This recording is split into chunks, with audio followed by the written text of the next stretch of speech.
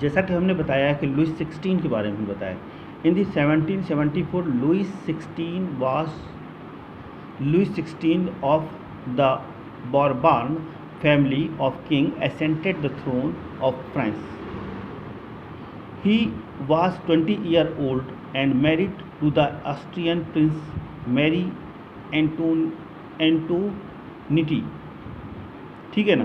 वो लुइस 1774 में लुइस 16 जो है फ्रांस के सिंहासन पर आया, जो बॉर्नबॉर्न फैमिली से बिलोंग करता था। वह 20 साल का था और उसने ऑस्ट्रिया की प्रिंस मैरी एंटोनिया से विवाह किया। Upon his accession the new king found an empty treasure. अपने शासन के दौरान उसने नए राजा के रूप में खाली खजाना पाया। Long year of war had drained the financial resources of the France.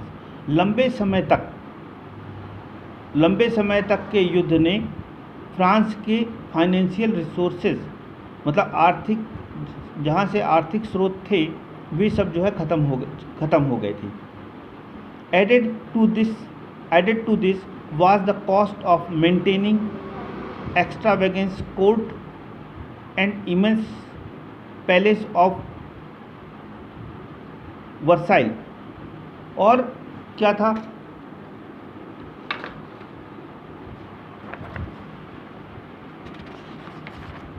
लंबे समय तक added to this was, और जो है क्या इसका अर्थ क्या हुआ, इसका अर्थ ये हुआ कि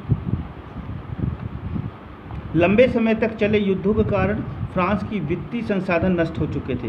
वर्साई का जो विशाल साम्राज्य था, विशाल जो महल था, और उसके राज दरबारी की शान शौकत को बनाए रखने के लिए जो फिजूल खर्ची का बोझ अलग से था।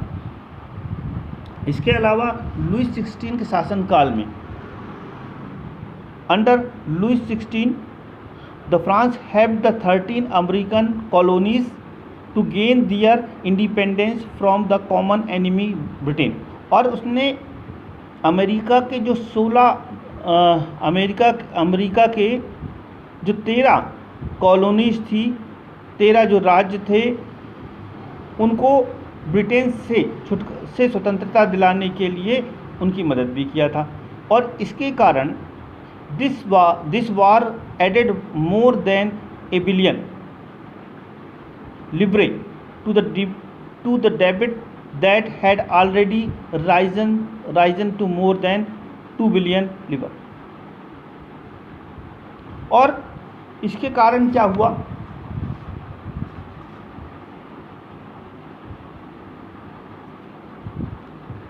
इसके कारण यह हुआ कि इस युद्ध के चलते फ्रांस को 10 लिब्रे से भी अधिक का कर्ज और जुड़ गया, जबकि पहले से उसके पास 2 लिब्रे का बोझ चढ़ा हुआ था। सरकार से कर्जदाता, मतलब जो अब क्या हुआ, जब ऐसी स्थिति हुई, पहले से एक तो कर्ज था, ऊपर से इस युद्ध के कारण, उस अमेरिका से छुड़ाने के कारण उन पर और भी ज़्यादा बढ़ गया। Lender who gave the state credit, ऋणदाता जिन्होंने स्टेट को उधार दिया था, now began to charge 10% interest on the loan. उन्होंने लोन के रूप में 10% चार्ज करना शुरू कर दिया। So the French government was abolished to spend the increasing percent of its budget interest to payment allowed. और फलस्वरूप फ्रांसीसी सरकार अपने बजट का बहुत बड़ा हिस्सा दिनों दिन बढ़ते हुए कर्ज चुकाने के लिए मजबूर थी। अपने नियमित खर्च to meet the regular expenses such as the cost of maintaining an army, court, running government officer, universities, state was forced to increase the taxes. और अपने दैनिक खर्चों के लिए भी अपने दैनिक खर्चों के लिए भी अपने टैक्सेस को बढ़ाने के लिए मजबूर थी। Yet this measure would not have sufficed, लेकिन इससे भी यह जो है इस चीज़ को मेंटेन करना, कर्ज को मेंटेन करना संभव नहीं हुआ था। The French society was in 18th century was divided into 3 states और only the member of third state paid tax। और इस 18th century में जो है फ्रांस का जो वर्ग था, फ्रांस का जो समाज था 3 समुदाय में बदल गया था। स्टेट माने समुदाय, 3 समुदाय में बदल गया था। पहला स्टेट क्या है? पहला स्टेट है पादरी वर्ग, दूसरा वर्ग है नोबेल वर्ग थे जो धनी लोग थे, तीसरा वर्ग जो है वो एक साधारण लोग, जनसाधारण लोग थे। तीसरा स्टेट था जो इसमें से भी कुछ जो है अति निम्न थे और कुछ लोग जो है धनी भी थे। ये तीसरे स्टेट के लोग थे। The society state was a part of feudal system dated back to the Middle Age. Then term old regime is usually used to describe the society in institution of the France before 1789। और वर्गों में विभाजित फ्रांसीसी समाज मध्यकालीन सामंती व्यवस्था का अंग था। प्राचीन राजतंत्र पद का प्रयोग सामान्यतः 1789 के पहले फ्रांसीसी समाज और संस्थाओं के लिए होता था। अब पेज नंबर 2 में आप चित्र नंबर 2 में आप देखेंगे, यहाँ पे चित्र नंबर 2 दिया हुआ है। इसमें जो दिया हुआ है उसी के बारे में जो मैंने पहले आपको बताया था कि फ्रांस का समाज 2 भागों में बट गया था। अब यहाँ पर देखेंगे आप जो लिखा हुआ है, क्या लिखा हुआ है? जो तीसरा स्टेट था, जो तीसरा जो समाज था, जो फ्रांस का जो समाज था जो 3 भागों में बटा था। पहला ये था, प्रथम स्टेज पादरी वर्ग, द्वितीय स्टेज क्या था?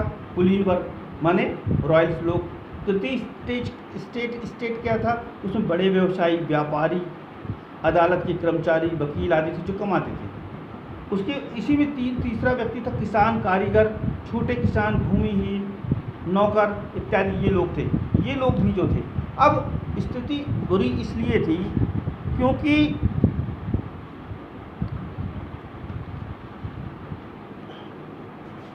How the system was state in French was society organised, ठीक है ना।